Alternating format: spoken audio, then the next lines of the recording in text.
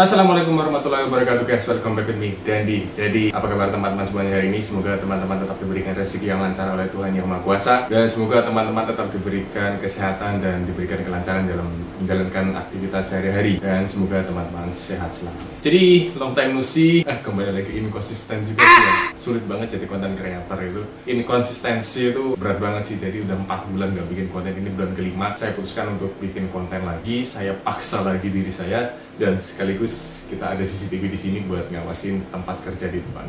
Jadi di video kali ini saya ingin mereview sepatu yang udah saya pakai selama 100 km lebih dan saya baru sempat bikin videonya. Jadi di video kali ini saya ingin melihat kondisi, dan mereview sepatu Asics Nova Blast 4 setelah 100 km. Jadi seperti apa kondisinya dan seperti apa performanya setelah 100 km. Mari sama-sama kita ikuti.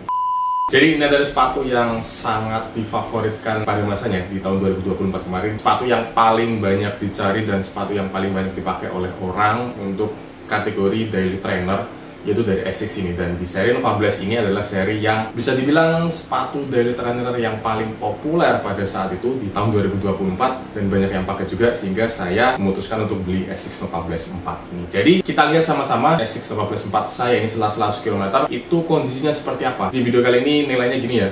Kita lihat kondisinya, performanya, kemudian nanti ada di kesimpulan. Jadi kita lihat dulu di bagian upper. Bagian uppernya ini sendiri menurut saya kondisinya sangat bagus, masih sangat bagus sekali. Ini kondisinya masih 98% atau bahkan nyaris 99% kondisinya. Tidak ada kekurangan yang berarti, tidak ada seperti serat-seratnya tuh robek, itu nggak ada. Kondisinya masih sangat mulus sekali. Mungkin yang jadi catatan itu ada di sepatu bagian kiri. Di sepatu bagian kiri itu seperti ada serat yang tertarik. Saya nggak tahu ini penyebabnya apa. Mungkin karena ketika saya lari di semak-semak atau mungkin ada yang ranting-ranting di pinggir jalan itu, ini ketarik oleh ranting tersebut atau akar-akar atau apalah itu, jadi menyebabkan seratnya ini ada yang ketarik di bagian sini. Itu bagian itu aja sih yang ada kekurangan, tapi kalau untuk overall tidak ada kekurangan lain, kondisinya masih mulus. 100 km ini masih sangat bagus. Kemudian kita masuk ke bagian tang. Bagian tangnya ini menurut saya sangat bagus, sangat mensupport dengan baik. Meskipun padding-paddingnya ini minimalis, ada lah ya, tapi bukan yang super seperti Max Cushion Shoes, tapi paddingnya cukup membantu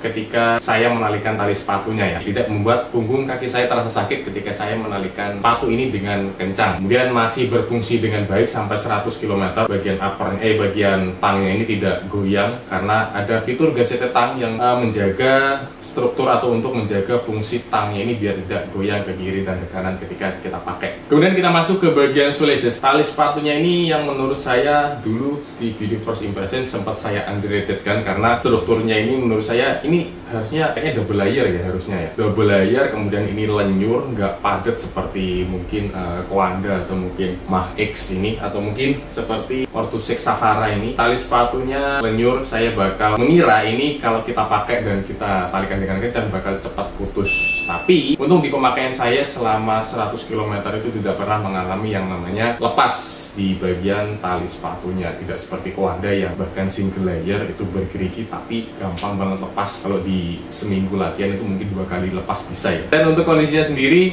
ya di bagian inilah ya, bagian tengah sini ini udah mulai berkerut gitu, karena ya di bagian punggung kaki yang atas ini adalah bagian yang saya ikat dengan kencang.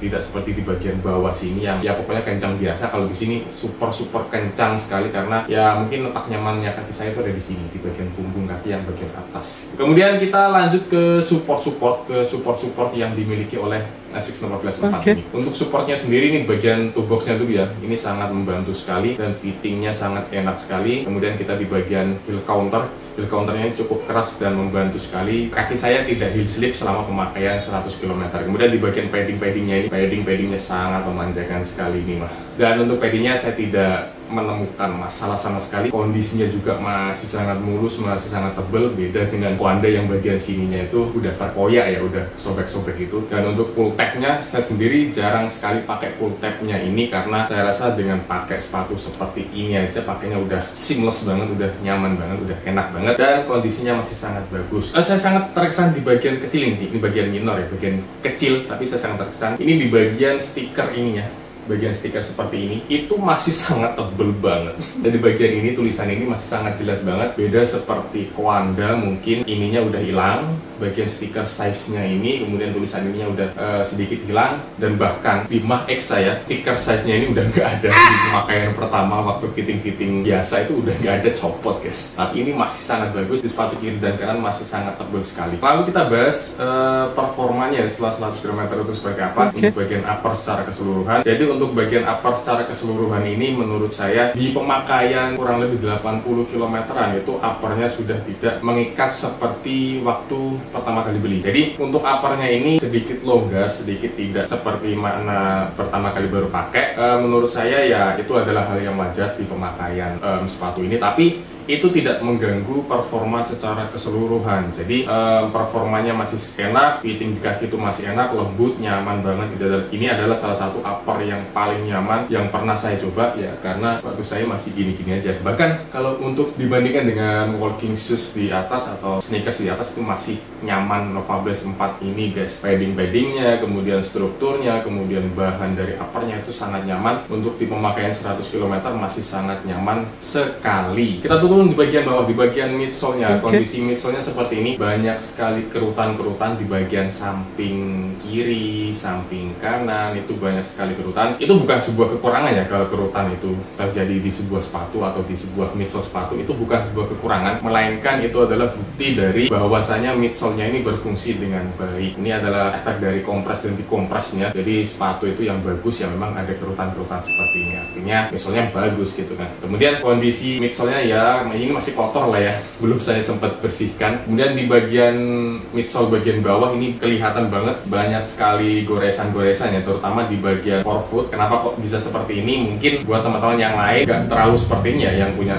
ASICS Nova Blast 4, tapi kalau di sepatu saya seperti ini karena aspal di rumah itu, aspal di desa saya itu tidak seperti yang di kota-kota. Aspal di desa saya itu cenderung lebih kasar dan sudah ada built-in track trailerannya juga di sana. Alias banyak banget jalan yang berlubang, jadi kondisinya bisa seperti ini. Bagian bawah kondisinya masih bagus karena pemakaiannya wajar lah ya, karena bagian sininya tidak tercover oleh rubber sepenuhnya, karena cuma di bagian kiri, kanan, dan tengah, di bagian trampolin pads-nya aja. Kemudian di bawah sini loss, di samping dikasih outsole. Kemudian untuk kondisi outsole sendiri ini sangat tebal, masih sangat tebal banget guys untuk 100 km lebih. Saya tidak expect bakal seawet ini karena kalau dibandingin sama Kwanda itu jauh lebih tebal Kwanda dan harusnya lebih awet Kwanda, tapi saya mengunderestimate-kan ini. Ternyata patternnya masih tebal, masih kelihatan semua, tidak ada rata atau tidak ada yang aus, masih sangat jelas, masih sangat tebal. Mungkin yang sedikit aus itu ada di bagian trampolin pads-nya nih,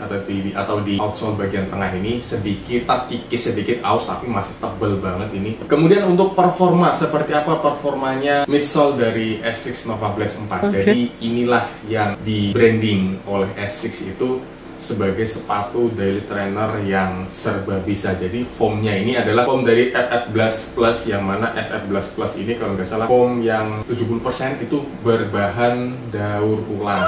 Jadi ASICS Nova Blast 4 ini juga salah satu produk yang sustainability terhadap lingkungan sekitar atau peduli dengan lingkungan sekitar. Jadi performanya itu sangat memanjakan para runner sekali guys. Jadi untuk foamnya ini tidak ada perubahan sama sekali. Feel-nya ketika pertama kali pakai atau bahkan sampai 100 km pakai itu performanya masih tetap stabil, masih sama. Ini midsole yang serba bisa. Kalau mau teman-teman pakai buat easy run, recovery run, kemudian teman-teman mau pakai naikin sedikit buat tempo, interval, even rest day sekalipun, ini masih sangat bisa. Inilah genjutsu utama Nova Blast 4 itu ada di sini. Kalau ngomongin performa Nova Blast 4 ini, kalau performa midsole-nya itu memang enak banget buat pace berapapun, enak buat pace 7, 6, 5, 4, bahkan saya pernah nyobain beberapa puluh meter di pace 3 tengah itu masih enak juga dan masih stabil juga karena base-nya ini cukup lebar untuk sepatu daily trainer dan ini juga fungsinya untuk menjaga stabilitas di kaki saya dan enak juga buat kencang. Enak kalau tiba-tiba kita mau naikin pace, keep up the pace itu enak, dari pace santai ke pace tempo itu enak juga. Effortless banget lari pakai sepatu ini, nggak gampang capek, kemudian kita mau buat apa aja oke. Dan bagaimana kalau buat daily activity ya, bukan daily training. Buat daily activity menurut saya enak juga, tapi perlu catatan kalau sepatu ini tidak cocok dibuat berdiri lama. Karena saya pernah nyobain gitu di sebuah acara di desa saya cobain sepatu ini buat berdiri lama kurang lebih 30 menit atau ya mungkin 1 jam lebih juga. Itu telapak kaki kebas dan kerasa nggak nyaman. Itu bisa diakali sih dengan sesekali kita gerak, sesekali kita jalan, itu kebas di kaki itu udah bisa hilang juga. Kemudian saya pernah nyobain perjalanan jauh dari Banyuwangi ke Yogyakarta naik kereta api dari stasiun Rogo Jambi ke stasiun Lempuyangan 12 jam pakai kereta ekonomi yang seatnya itu ada depan 5 orang gitu. Bisa dibayangkan seperti apa riwahnya. Dan sepatunya kalau dibuat duduk lama itu juga tidak nyaman, bisa menyebabkan kebas di telapak kaki. Ya itu juga bisa diakalin dengan sesekali kita berdiri, sesekali kita gerak, itu bisa diakalin dengan hal seperti itu. Kenapa kok dibuat berdiri lama kemudian dibuat duduk lama itu tidak enak? Mungkin karena pengaruh dropnya ini yang cukup tinggi, dropnya ini 8 mm ya. Kalau buat teman-teman yang pengen beli sepatu ini karena versatile-nya dan bisa dibuat kerja sekaligus olahraga, bisa dipikirin lagi di bagian berdiri lama dan duduk lama, bisa dipertimbangkan lagi untuk beli sepatu ini. Dan kita masuk ke kesimpulan. Jadi apa kesimpulan yang bisa saya berikan di review kali ini? Sepatu yang multifungsi, sepatu yang sangat best to performance, sepatu yang sangat best to buy kalau ada budget 2 juta ke bawah. Ini adalah sepatu yang harus kalian punya dan cukup inget, bisa pakai sampai busuk sepatu ini, karena sepatu ini bisa dibilang awet banget. Performanya itu secara overall, secara keseluruhan performanya 100 km masih stabil, masih tidak ada perubahan performa. Dan bahkan bisa saya bilang untuk kualitas seperti ini itu bisa dibuat 300 sampai 400 km lebih, pokoknya sampai busuk lah ya. Ini bakal awet banget sepatunya dan cukup versatile buat nongki bisa, buat nongkrong bisa, buat chill bisa, jalan-jalan bisa, buat olahraga bisa, buat kerja bisa. Ya kalau buat kerja ya sesuaikan aja warnanya lah ya. Kalau bisa teman-teman nemuin warna yang hitam itu bakal lebih bagus lagi. Dan sepatunya best to buy, best to performance. Ini sepatu terbaik yang pernah saya coba. Daripada teman-teman buang uang 2 juta lebih dan akhirnya nggak cocok dengan skenario penggunaan teman-teman, ya mending ini aja sih. Sekarang stoknya juga masih ada Nova Blast 4 dan bahkan sudah keluar lagi Nova Blast 5 seri penerus dari Nova Blast 4 yang katanya seri yang lebih menyempurnakan lagi Nova Blast 4 ini.